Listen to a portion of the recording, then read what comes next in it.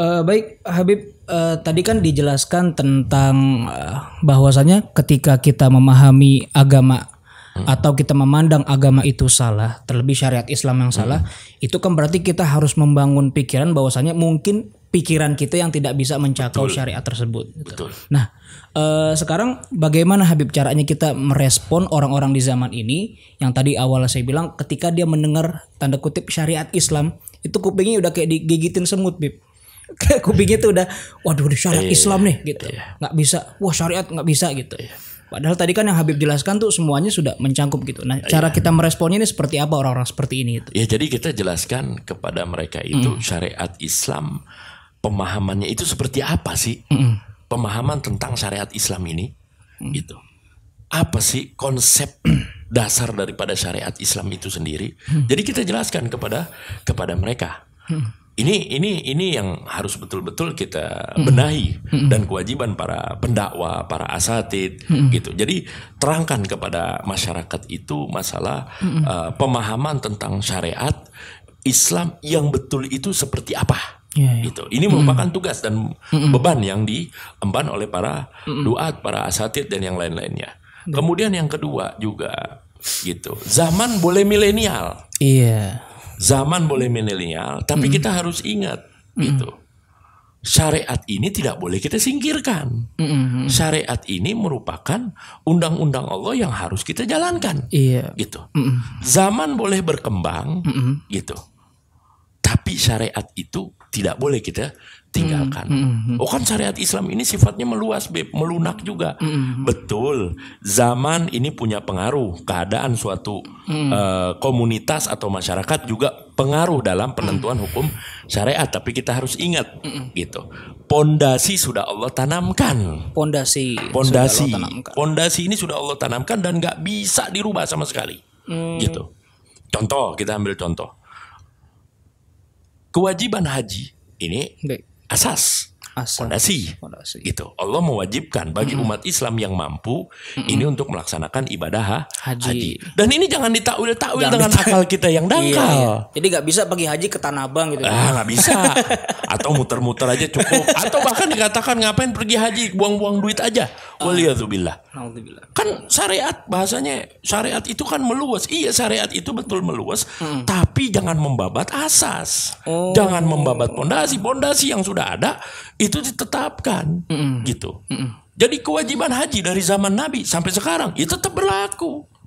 Nggak bisa kita buang dengan seiring berkembangnya zaman atau berubahnya zaman, karena sekarang zaman sudah milenial. Oh nggak bisa. Sama termasuk sholat gitu. Sholat merupakan sebuah kewajiban dari zaman Rasulullah sampai zaman kita sekarang. Sholat 5 waktu itu hukumnya wajib. Tata caranya dari zaman Rasulullah sampai zaman kita tidak berubah. Ada rukunya, ada sujudnya. Kan seperti itu. Baik. Bukan dengan seiring perkembangan zaman, oh kita bisa sholat via WA, jamaah. Ya kagak bisa begitu. Sholat jamaah lewat via WA.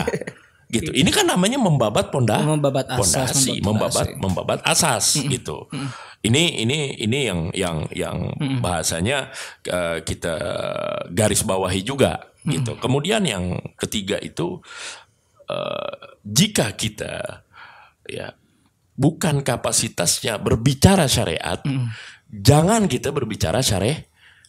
Wah, ini yang tapi sering belajarlah kita kepada yang paham, yang ngerti tentang syariat itu sendiri kan Allah sudah mengajarkan fasalu ahla zikri in kuntum la ta'lamun. Tanya sama yang paham. Kalau kita kagak tahu, jangan terus kesalahannya jadi begini, Sadhani. Jadi anak sekarang ini atau orang zaman sekarang ini mendudukan sesuatu itu harus dengan logikanya. Gitu.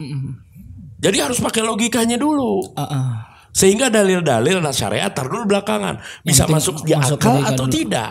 Padahal akal kita terbatas. Nggak bisa untuk menjangkau sesuatu yang lebih luas. Jangankan tentang kita bahas Allah Subhanahu wa Ta'ala. Kita bahas tentang syariat-syariatnya Allah Subhanahu wa Ta'ala. Yang di dalam diri kita aja.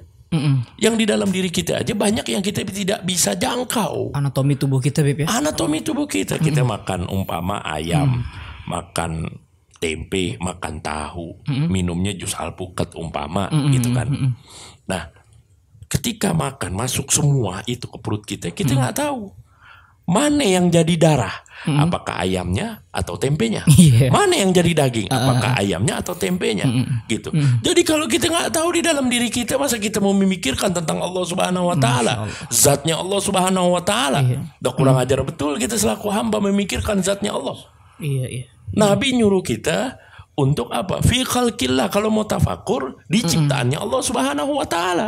Itu batasannya, gitu. Itu batasan, bukan zatnya Allah Subhanahu Wa Taala. Karena akal kita itu nggak bisa menjangkau. Akal kita diberi ilmu oleh Allah cuma sedikit. Gitu. Yang sedikit ini, nah makanya dalam konteks pandangan Ahlus Sunnati wal Jamaah, akal itu digunakan untuk membantu memahami nas Allah. Bukan untuk mengkritisi nasnya Allah Subhanahu. Apalagi mendudukkan nas di bawah akal. Nah, terlebih-lebih lagi, nas itu harus di atas, gitu. Adapun bahasanya masalah pemahaman, ya itu kita harus belajar kepada yang paham, kepada yang ngerti. Kalau kita tidak ngerti, jangan terus kita dudukan dengan logika kita, nggak bisa. Jadi kalau bukan kapasitasnya, janganlah berbicara, gitu. Karena apa? Malah bikin rincu, malah bikin apa kalau kita bilang bikin ancur-ancuran, malah bikin nggak jelas masalah. Makanya Sayyid Muhammad bin Alwi al-Maliki betul beliau mengatakan, lau sakatal juhalu laqallal khilaf. Kalau orang kagak ngerti itu diem, maka akan sedikit perselisihan. Nah yang terakhir, gitu, kita hidupkan kembali metodologi yang sudah diajarkan oleh orang tua kita dulu. Kalau anak sekarang mungkin menganggapnya ini adalah metode kuno lah. Kuno lah. Yaitu apa? Metode talagi, belajar jumpa langsung antara murid dengan guru. Guru bawa kitab, murid juga dengan kitabnya, gitu. Ini mungkin orang sekarang menganggap ini, wah ini kuno sudah. Padahal ini adalah metode yang paling bagus. Ini metode yang dipakai dari zaman Rasulullah Sallallahu Alaihi Wasallam sampai di zaman kita. Zamannya boleh berubah, gitu. Zaman boleh berubah, tapi metode ini jangan dihilangkan, gitu. Karena orang sekarang kalau kita lihat mereka lebih fokus itu terhadap masalah-masalah atau kajian-kajian yang dipaparkan atau artikel-artikel yang dipaparkan di dalam internet. Padahal kita tahu di bangsa kita ini, bangsa yang majemuk ini, sampai paham berbagai macam paham aliran itu ada. Pengikutnya juga ada. Otomatis mereka ini ingin mengembangkan pemikiran mereka, pahamnya mereka, gitu. Nah ini yang nggak ngerti, yang nggak punya pondasi, mereka main masuk aja, ngambil hukum di situ, rusak akhirnya, gitu. Jadi mereka mencukupkan, sekarang zaman udah canggih, udah pakai HP aja udah selesai. Ditinggalkanlah metode talagi, metode berjumpa langsung guru dengan murid, gitu. Nah, yang paling lagi kita baris bawahin sebagai penutup, Nabi kita Muhammad Sallallahu Alaihi Wasallam ini adalah uswah. Kita jadikan beliau itu adalah uswah yang betul-betul panutan, gitu. Dalam artian apa? Gitu. Kita kaji betul sejarahnya Nabi Muhammad Sallallahu Alaihi Wasallam, gitu. Sehingga kita bisa jadikan beliau itu patokan. Kisah perjalanan beliau ini adalah patokan, dustur, undang-undang untuk kita jadikan pedoman dalam mengarungi bahtera dunia ini, gitu. Karena sejarah Nabi ini sudah mulai disingkirkan zaman sekarang. Halus. Bahkan dianggap mitos. Ya Allah. Atau udahlah. Nggak ada kejadian membelah bulan itu, nggak ada begini. Makanya saya selalu tanamkan ke santri-santri wabil khusus, gitu. Ketika kita berbicara sejarah Nabi, dua pondasi harus kita pegang.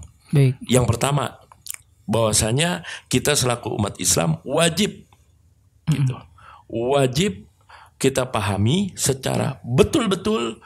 Dan wajib kita yakini bahwasanya nggak ada sejarah di dunia manapun yang lebih bersih, lebih suci, melebihi sejarahnya Nabi Muhammad Sallallahu Alaihi Wasallam.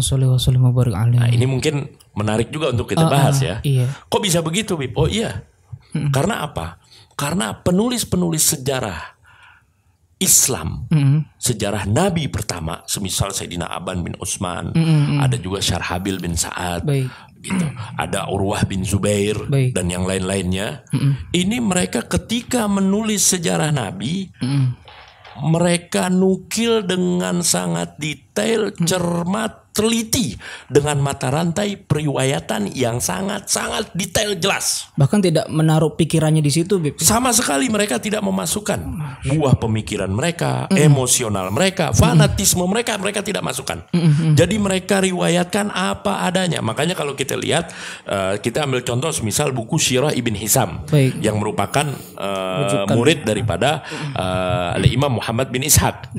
Ya, Muhammad bin Ishaq ini, Al-Imam Muhammad bin Ishaq ini punya kitab namanya Kitab Al-Maghazi. Kitab Al-Maghazi ini merupakan kumpulan atau ringkesan dari kitab-kitab yang dulu pernah dikarang oleh penulis sejarah pertama. Makanya kita lihat di dalam kitab Sirah Ibn Hisam ini, penulisan sejarah itu seperti penulisan hadis. Ada mata rantai periwayatan, haddatsana fulan an fulan an fulan an fulan. Begitu seterusnya. Jadi detail, rinci, cermat. Mereka sama sekali tidak memasukkan buah pemikirannya, fanatismenya, emosionalnya, sama sekali tidak mereka masukkan. Tapi mereka nukil apa adanya dengan mata rantai periwayatan yang sangat jelas. Dan ini yang menjadikan sejarah Nabi bersih, suci, murni. Dari campur tangan atau dari kotoran-kotoran yang dapat bikin keruh dalam sejarah Nabi. Ini yang pertama. Yang kedua, pondasi yang kedua ini, dan ini yang paling penting adalah keimanan kita kepada Allah dan Rasulnya. Karena berapa banyak peristiwa yang dialami oleh Nabi, gitu, di mana akal kita nggak bisa untuk menjangkaunya. Tapi apa fungsinya? Di sini adalah keimanan kita kepada Allah dan Rasulnya. Ini yang harus betul-betul kita tanamkan. Ini yang betul-betul harus betul-betul kita tancapkan ke dalam hati kita. Kalau dua pondasi ini kita nggak pegang, ya bagaimana kita bisa jadikan Nabi sebagai sebagai uswah.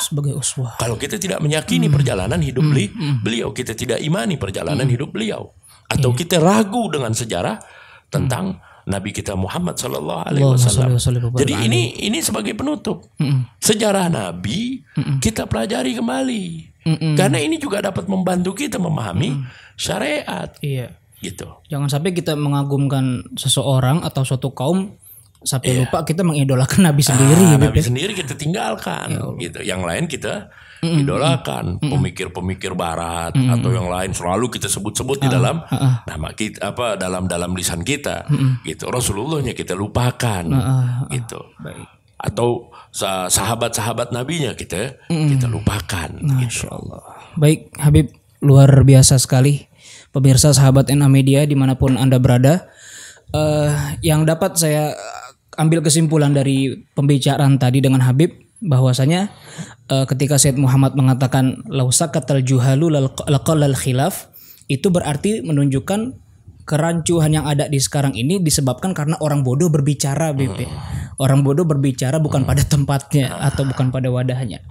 Baik, sahabat NA Media dimanapun Anda berada, alhamdulillah senang sekali jumpa kita pada hari ini, yang pastinya akan memberikan kita manfaat di dalam memahami agama Islam secara komprehensif. Untuk itu, sekali lagi kepada seluruh sahabat NA Media dimanapun Anda berada, agama Islam adalah mencangkup segalanya. Baik itu permasalahan umum yang bersifat keduniawian maupun juga permasalahan yang bersifat khusus seperti permasalahan akhirat. Baik, Habib, kita akhiri jumpa kita dan bincang-bincang kita pada malam hari ini. Insya Allah bermanfaat untuk semuanya. Billahi taufik wal hidayah. Wassalamualaikum warahmatullahi wabarakatuh. Waalaikumsalam warahmatullahi wabarakatuh. Terima kasih banyak, Habib. Sama-sama.